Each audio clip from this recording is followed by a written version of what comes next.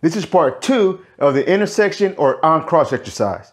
Now in this video, I'm going to give you 6 tips that will help you successfully complete this exercise. And at the end of this video, I'm going to give you a bonus tip. So hang tight. Hey guys, I'm Paul the Motor Guy, and welcome to my channel, where I pass on riding tips, practice drills, and defensive riding strategies. Now, I'm a rider coach, a motorcycle sergeant, and owner and instructor at Pro Rider Center, Texas, where we teach police riding skills to civilian riders. Now, here's a diagram of the intersection or on-cross exercise. Now, as you can see, this exercise consists of 4 90-degree turns and 4 180-degree turns. I left these cones out. So it would be one less thing to draw your attention, but you can add them if you want. Now, before I go over how to do this exercise, I want to discuss the tips. Now, tip number 1 is the friction zone. Now, I recommend that you stay in the friction zone all the way through this exercise. By doing so, the motorcycle will feel stable the entire time, and there's one less thing that you have to think about. Now, tip number 2 is use all your space. When you're setting up to make your first 90-degree turn, you want to use all your space to the left without crossing over the imaginary line that runs through these cones. By doing this, it will make it easier to set up for the 90-degree turn. Now, when you make your 90-degree turn, you want to get your motorcycle to this area close to the wall. Then you want to ride deep to the back of the wall before making your U-turn. The key is to repeat this for each leg. Now in part 1, I'll explain in detail what happens if you don't use all your space. Now, if you haven't seen it, be sure to go check it out after this video. I'm going to leave a link up top and in the description below. Now, tip number 3 is your head and eyes. Now, it's very important that you're one step ahead when you're doing this exercise. So this is how it should look. As you're entering, you want to get here.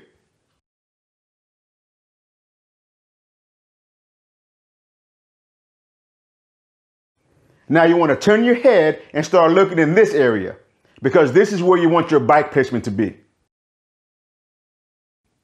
Once you have your bike heading in the direction that you want to go, then glance here, because you want to make sure you use all your space before making your U-turn.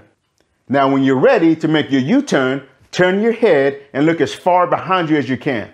This will help you make a tight turn and keep you off the wall, which will help set up your next 90-degree turn. Now, as your bike gets in this area, it will still be leaned over, but you want to turn your head and look in this area.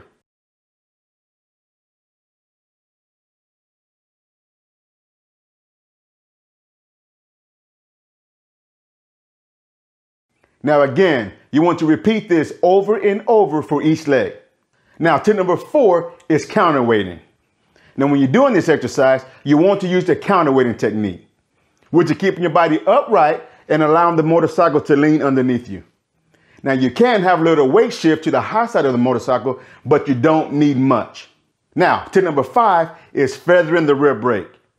Now, you can feather the rear brake to help control your speed and tighten up your turn if you need to. Now, when applying the rear brake, it's a slight drag of the brake, not a stomp. If you press too hard on the rear brake, it causes the motorcycle to stand up, which we don't want. Now, tip number 6 is handlebar turn. You have to commit to your turn. So you need to turn the handlebars and hold them turned. So here's how this exercise is done. You will make 4 90-degree turns and 4 180-degree turns. Whatever side you enter the exercise on, you will exit on the opposite side. I did a walkthrough of this exercise to show you how it's done.